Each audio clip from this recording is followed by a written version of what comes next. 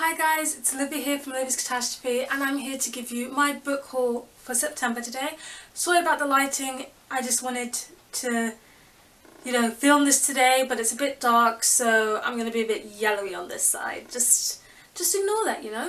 So first of all, I'm going to get straight into the books, and I'm going to start with the books that I was sent for review. And the very first one I have to show you, I was sent by BookTube Tours. I'm going to link them below. They do tours over YouTube. And that book is My Grandmother Asked Me to Tell You She's Sorry by Frederick Brackman.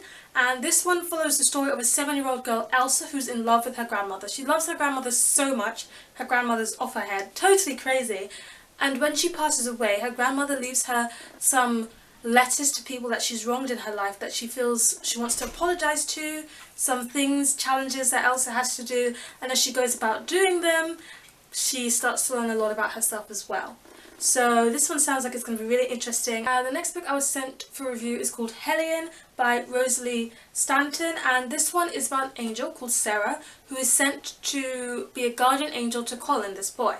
She thinks it's going to be a piece of cake, the easiest job she's ever had to do, until she starts falling for Colin, which is not allowed and not supposed to happen. Suddenly it seems like both heaven and hell are both trying to stop this couple getting together.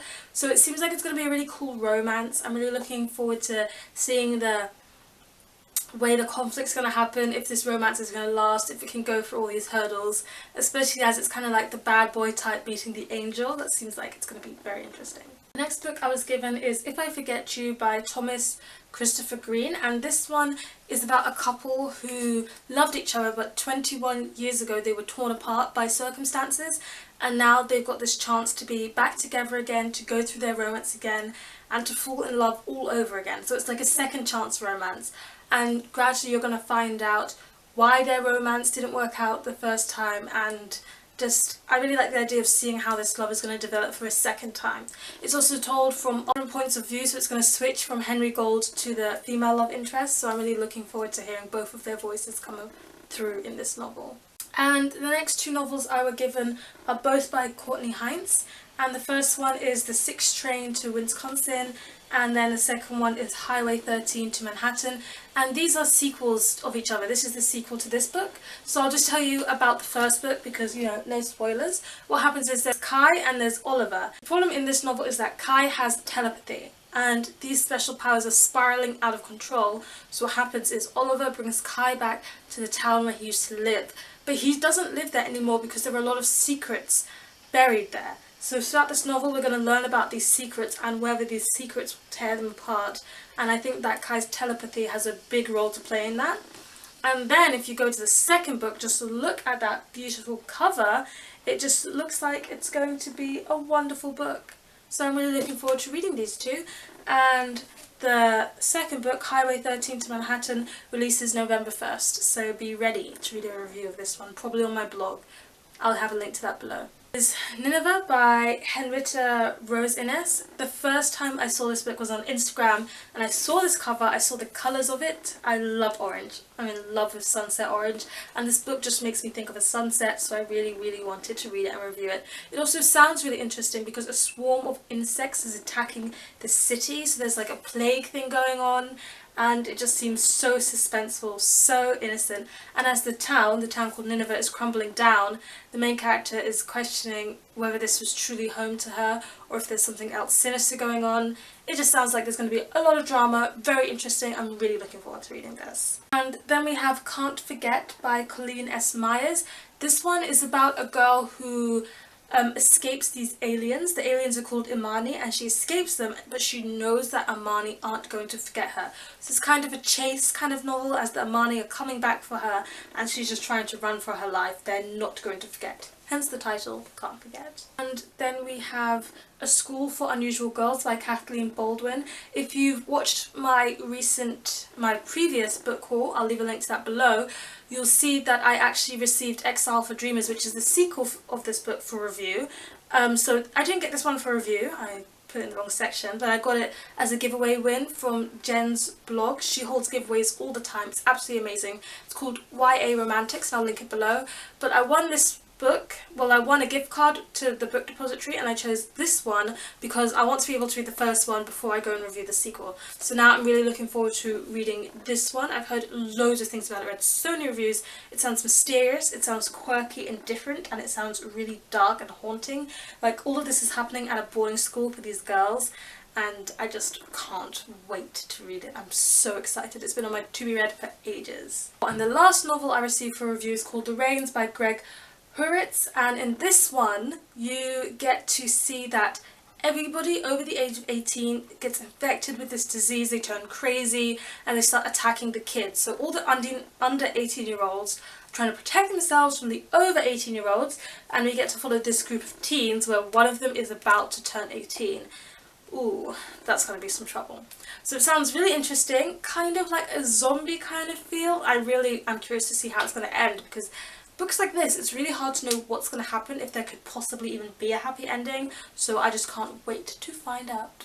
I know I said that I wasn't going to go to the library anymore, I was not going to get any library books, but my primary school librarian is dear to me, and she also is in the same library while I'm in secondary, and she gave me 4 books that I should read this summer because they're books in verse, and she thinks that I'd be good at writing a book in verse because I write as well, and I write poetry and novels, so she thinks I should combine the two, and she gave me some books as like some background knowledge. I haven't heard much about these books, but I'm curious to try them, and I'll just show them to you quickly here. The first one is The Crossover by Kwon Alexander, and all I know is that it's in verse and it's about basketball. I know she recommended this one to me because I play basketball, I play with a team, and I really love it. And seeing as she knows how much I love basketball, she recommended this verse book. I can tell you more about it once I've read it because I know nothing right now. The second one she recommended to me was One by Sarah Crossan. I've actually heard a lot about this, read a lot of reviews. It's about conjoined twins who go to secondary school for the first time. And that just sounds interesting to me because I feel like after being homeschooled and sheltered their whole life but together, they're going to realise that they want to do different things in secondary school. So I'm curious to see how this one is going to go. And then we've got Like Water on Stone by Dana Walrath, and I know that she recommended this one to me because it's historical fiction. I take history at school and at a high level in the IB, and I really love history, so I know she bought this one for me because of that reason. It's set in 1914 and the Ottoman Empire is crumbling, and that's basically all I know so far. So I'm actually looking forward to reading this one and seeing the historical aspect told in verse. I think there might be some beautiful descriptions of, you know, the ruins and how it must feel to a teenager, the world crumbling around you.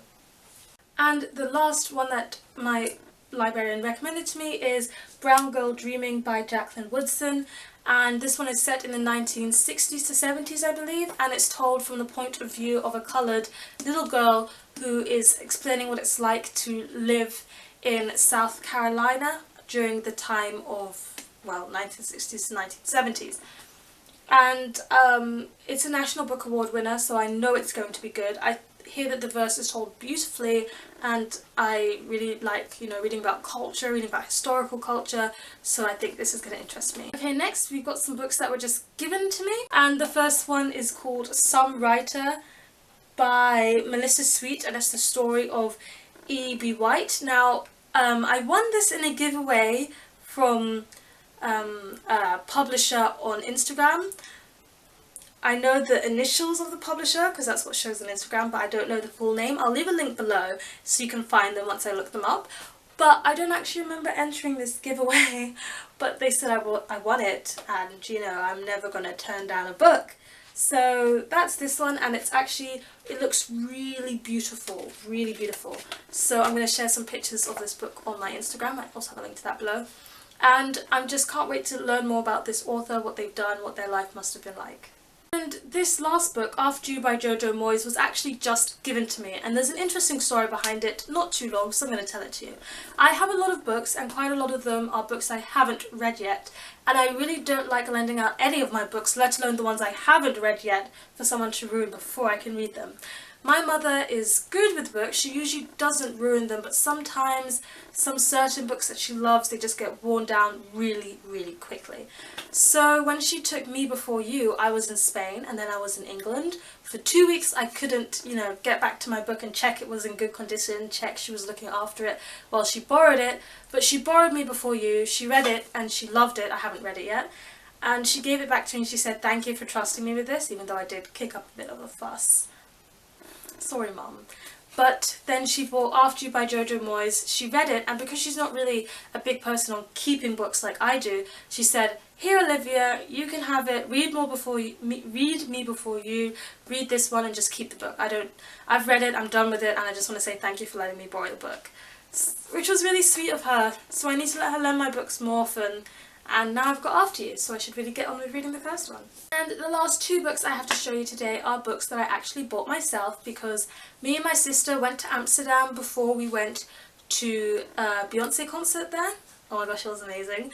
But that's not the point. I bought two books in Waterstones in Amsterdam. The first one I bought was Skykey by James Frey. It's the second book in the Endgame series. I read the first one, I loved it. My favourite character was Chiyoko, if you are interested in knowing. And yeah, I got the sequel. I really wanted to buy the first book because I borrowed it from the library and I didn't have my own copy of it, but unfortunately they were sold out, so I just decided to buy the sequel, read it, and I'll go back and get the first book another time. And the last book that I got, the last one I have to show you, is The Raven Boys by Maggie Stiefvater. I read Shiver by Maggie Stiefvater. I've got a review of that one, I'll link it below, but I absolutely detested that book. However, everybody seems to love The Raven Boys, so I thought I'll give this author another shot. I'll try this series, and seeing as this is her most popular series out there, I hope I'll be able to enjoy this one. What do I know about it? Pretty much nothing, but the main character, if she kisses her true love, that person dies. So she's basically trying to keep her hands off her true love. And I think there's some more fae stuff, fantasy stuff going on, but I'm not quite sure. I need to read it. Pretty much. Everybody's been telling me to read it, so I'm just gonna, get on with it. Okay, that's all I've got for you today. Please give this video a thumbs up if you enjoyed it. Please press that like button. Oh my gosh, that's the same thing. Please leave a comment below as well. I would love to know what books you've recently bought or acquired, or what's the next book that you really, really want to buy. And press that subscribe button if you enjoyed and want to see more. I'll be back soon with another video. Bye!